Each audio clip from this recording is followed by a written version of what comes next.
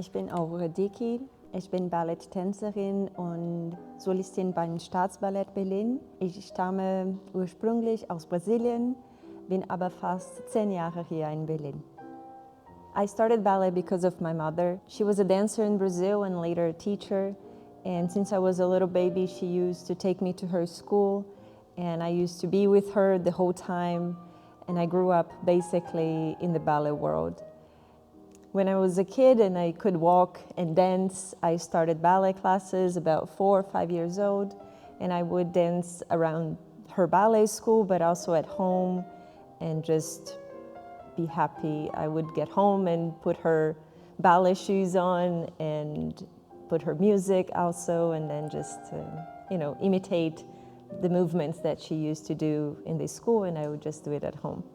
And then as I got a bit older, at age 11, I joined the Bolshoi School in Brazil, which is one of the very few schools in Brazil that offers professional training. So I studied 5 years in that school. I left home, I left my mother's house, my family's house when I was 16 in order to pursue my career. So that's definitely a sacrifice that all ballet dancers, or most of the ballet dancers, have to make, because you have to make the decision to become a professional quite early in your life. And it's very hard to go from Brazil to a company because we don't have a lot of job offers in Brazil, so we have to go to the United States or to Europe. So I had to go through a lot of ballet competitions. It took me about 2 years to do competitions, to get used to them, to be successful. So eventually at age 18, I went to New York in a huge ballet competition called Youth America Grand Prix, YAGP. And there I won the bronze medal and also the opportunity to join the Washington Ballet in the United States. By the time you join a company, you think, okay, I made it, I'm a professional now. But basically your work is just starting, because in a ballet company you're much more autonomous.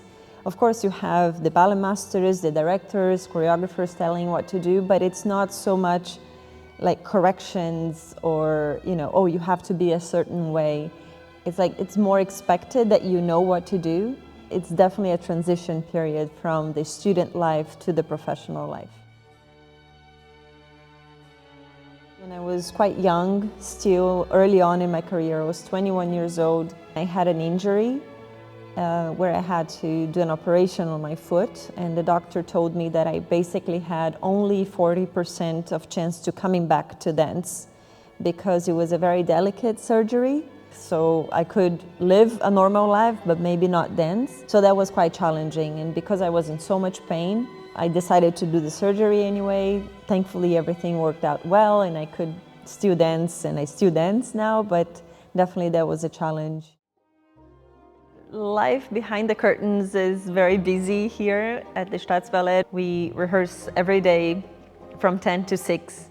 We have countless hours of learning choreography, training, preparing, especially for ballerinas, for women. We have to sew our pointe shoes for hours, and sometimes they last only for like a rehearsal or a performance. Sometimes we have bandage over our knees or ankles because we have minor injuries that it's okay to dance, but we have to endure the pain. The audience doesn't see it, and it is our job to show beauty and to make hard movements look effortless.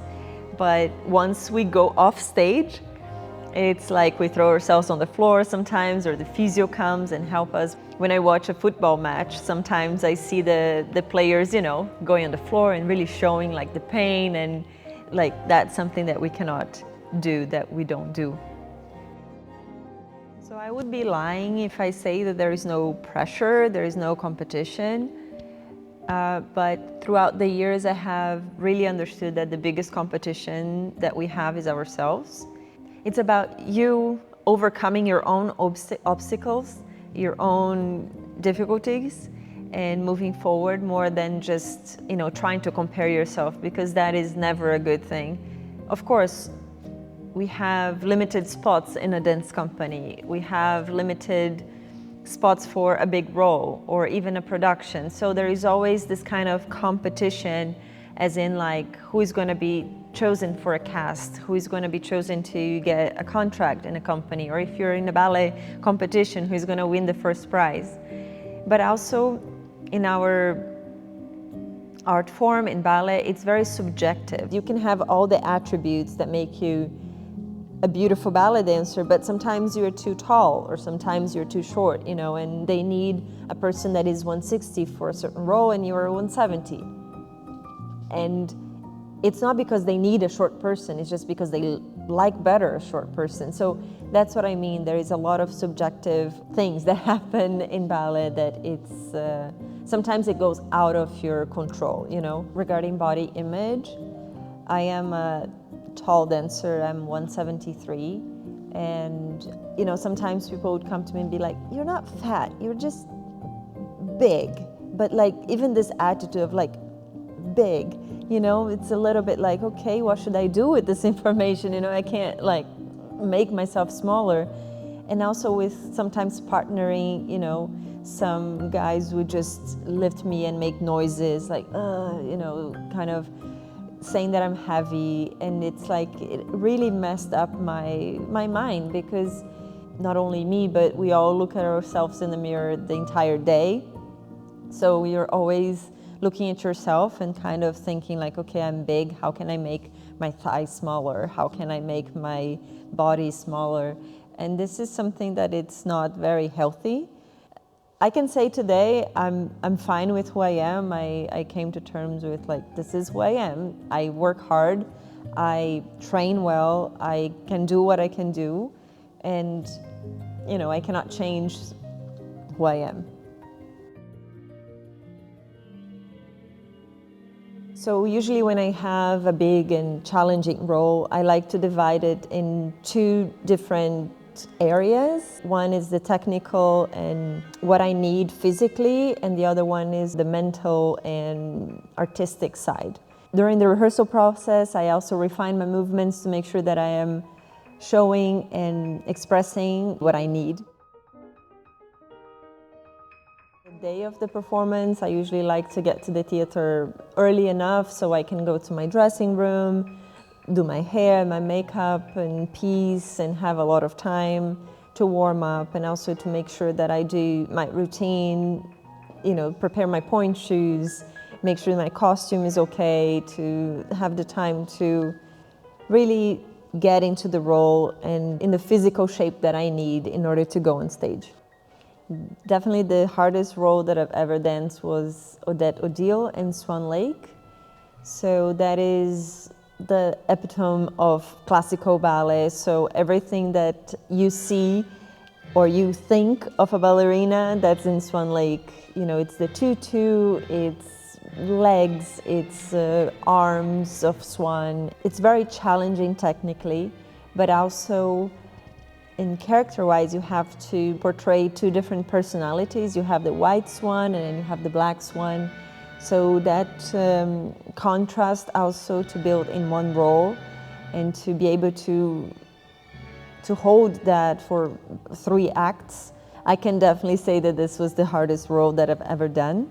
Since I started this career, I knew that it was not forever. I had the conscious that a dancer's career is shorter than a normal career, and I always made sure that my steps were going towards something that I could build also for the future. But yeah, there is a pressure. There is a pressure because, you know, by the time maybe you're 35 or 40, you know that you're gonna have to stop.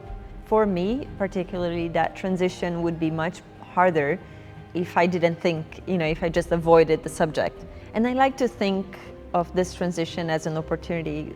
You know, we are able to have a full career, like successful, to do so much by the time we are 30 or 40.